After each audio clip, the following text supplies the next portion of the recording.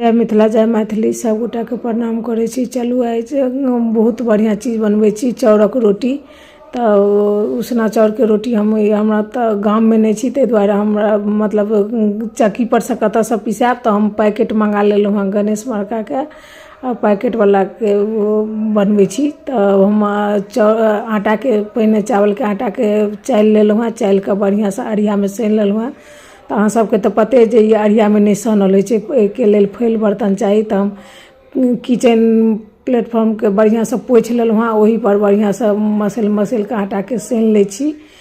अब देखियो हाथ में हम पानी लगा लेलहुँ हँ। अब और आटा के जत्ते सानै छै ना तत्ते रोटी बढ़िया होइ छै, ये अहाँ सबके तो पते हैत। जिनका नहीं पता आबक लोग के तो नहीं पता रहे छै ई सब। तब बढ़िया से सनला से की होइ छै, आटा रोटी फटे नहीं छै, से होइ छै, नहीं तो चारों तरफ से फाटि जाइ छै। देखे छियै हमर रोटी एकदम कतौ फटलैया नहीं। आ तावा गरम कऽ लेने छलहुँ इम्हर, तो रोटी बैसा देलिए तावा पर। आब इम्हर एकटा बेलो के देखा दै छी बेलना से, यदि अहाँ सबके नहीं ठोकल हुआ तो बेल के अहाँ बना सकै छी, मोटा पतला जेहन अहाँके इच्छा हुआ।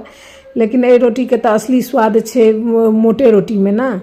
तो आब देखियो एकरा अलटैत पलटैत मध्यम आँच पर सेक लेलहुँ हँ।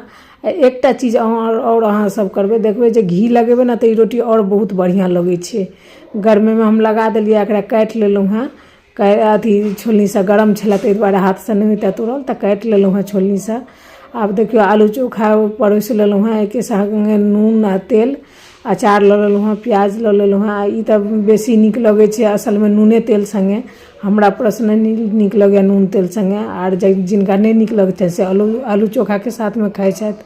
और कदीमा भूजल संगे सेहो नीक लगै छै, जाहि संगे अहाँ सबके पसंद हुआ खा सकै छी।